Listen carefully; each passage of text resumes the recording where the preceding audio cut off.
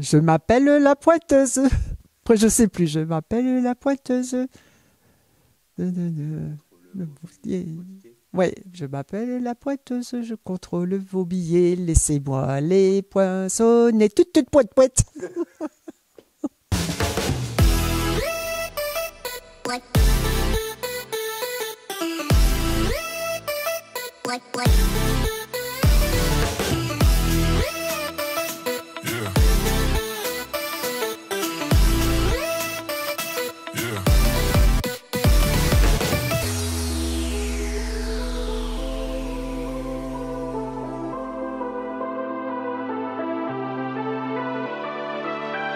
En tant que metteur en scène et auteur de la pièce, en fait, je la rattache fortement à une autre troupe qui malheureusement n'existe plus aujourd'hui, c'est les Cochons de l'espace. Qui en fait est une troupe qui m'a quelque part permis de découvrir qu'il y avait d'autres façons de faire de la mise en scène. Et entre autres, qu'on pouvait raconter une histoire qui se passait dans plusieurs endroits sans forcément changer les décors. Et au moment où on commençait à réfléchir à cette pièce, j'ai vu une pièce justement des Cochons de l'espace qui se passait dans plusieurs endroits et je me suis dit, c'est ça qu'il faut faire. C'était vraiment assez plaisant.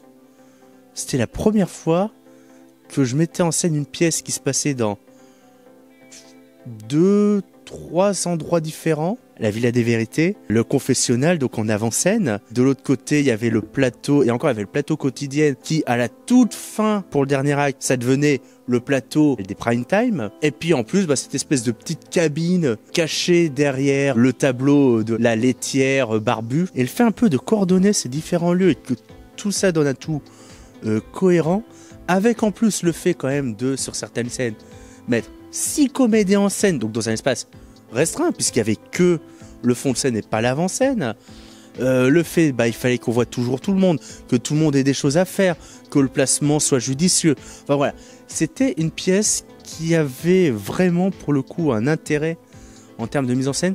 Ça a été ma première pièce donc avec la compagnie Barthelot, ma première pièce en tant que comédienne adulte faisant partie de la troupe. C'est une pièce qui m'a permis de jouer avec des gens nouveaux, des comédiens qui étaient déjà chez Barthelot depuis quelques années. Ça a été une bonne expérience, le rôle était pas facile parce que je me suis quand même retrouvée à devoir faire un accent anglais. Qui était, après une fois que je l'avais c'était bon, mais c'est vrai que c'est peut-être la chose qui m'a le plus posé problème, on va dire. Ça a été de devoir apprendre le texte avec un accent. C'est la première pièce que je jouais à Barthelot. Je jouais le rôle de Darren dans cette pièce. C'est le premier personnage que j'ai interprété en tant que comédien. Du coup, j'ai une petite affection pour ce personnage-là parce que c'est la première fois devant un public que je montrais entre guillemets un peu de quoi j'étais capable dans une pièce. Darren, c'était un personnage qui était un peu le rôle du wesh wesh ou du jeune de banlieue qu'on peut trouver habituellement. C'est un personnage qui me ressemble pas du tout dans la vraie vie. Du coup, il a fallu que je me pousse un peu à sortir de ma zone de confort pour pouvoir interpréter le personnage de Darren. Je serais intéressé de rejouer cette pièce juste pour voir jusqu'où je pourrais aller avec le personnage de Darren et voir si je pourrais le jouer autrement, même à la limite peut-être essayer un autre personnage de cette pièce. Ça me dirait bien aussi d'essayer un autre personnage, de voir comment je l'interpréterais. Je jouais une stagiaire qui était un peu martyrisée par le présentateur télé et Vincent a bien aimé ce rôle, je pense. Il aimait bien être sadique avec moi. Donc voilà, je me suis pris des mains au cul pendant toutes les répètes et c'était assez drôle. Et le Titanic aussi. Le Titanic, il était phénoménal. Vincent et moi en train de jouer Kate Winslet et Leonardo DiCaprio, c'était épique. Ce moment où Vincent descend dans le public et salue ses fans, c'est un de mes meilleurs souvenirs en tant que spectateur, en tant que metteur en scène, en tant que dessin, en tant que tout. Voir Vincent aller voir les gens et faire oui bonjour, vous voulez une photo de moi, puis après avec Flo qui arrive à toute vitesse, qui prend les photos. Enfin voilà, tout ça c'était toute une espèce de mécanique très très sympa. J'étais encore une fois un petit peu délurée là-dedans, donc j'étais une dame plutôt cougar et qui était enfermée dans une télé-réalité, et puis il fallait à toute fin que je séduise les hommes qui étaient là.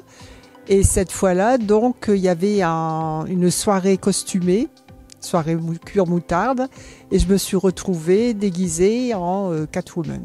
Il y a un personnage qui m'a marqué, c'est dans Quête de Buzz, Nicole, quand elle fait la cougar et qu'elle grippe les murs et qu'elle... voilà, ça... Hein. Ça, c'était pas mal. Oui, ça m'a marqué aussi. C'était pas mal. Il y a une scène où en répétition, on a eu mais un fou rire.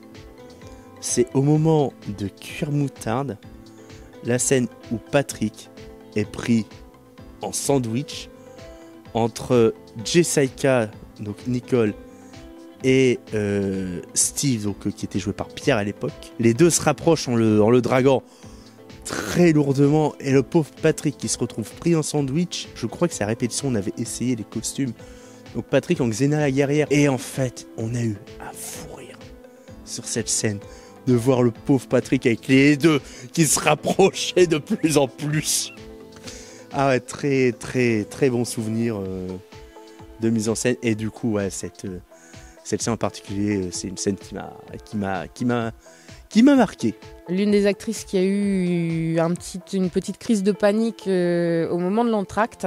Elle n'était pas à l'aise avec une scène pendant les répétitions et en fait à chaque fois qu'on la jouait, elle anticipait le moment et elle se disait qu'elle allait pas y arriver. Lors de la représentation, elle a vraiment failli pas y arriver et elle a fait un petit malaise, une petite crise d'angoisse dans les coulisses et on n'était pas forcément très rassurés, on va dire.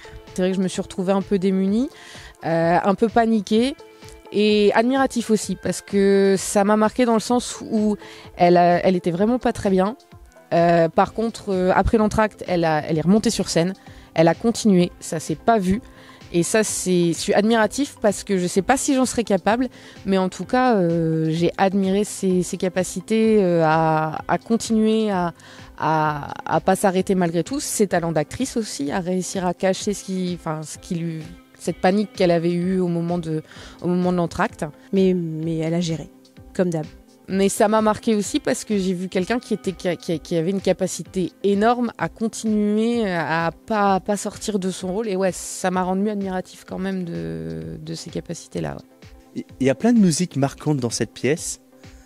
Il y a il y a le thème de l'émission Big Voyeur. Donc thème qui a été fait par Jean-Baptiste. Mais j'adore cette musique. On dirait une vraie musique, une d'émission de télé-réalité, mais en qualitatif. Donc c'est parfait quoi. C'est limite je pourrais me l'écouter tranquillement comme ça juste pour le plaisir. En fait je trouve qu'il y a le côté effectivement télé-réalité et c'est le gros voix qui fait Big Voyeur. Enfin voilà. Et à côté de ça, il y a une espèce de côté un peu nostalgique qui va bien avec le côté meurtre. C'est pas la pièce la plus gaie en fait sur le fond qu'on ait fait. Et je trouve que ça se ressent dans le thème principal. La soirée cuir moutarde avec ce cuir moutarde. On a le slow moutarde qui est juste mémorable.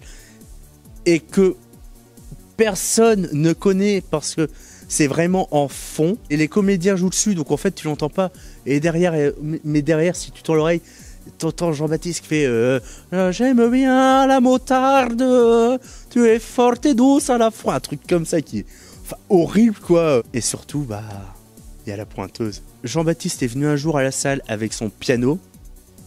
En une demi-heure on avait trouvé l'air et Nicole l'enregistrer. Je pense qu'on a dû faire en même temps enregistrer le piano, le truc, mais tout en même temps, une fois, une prise. On m'appelle la pointeuse, je contrôle vos billets.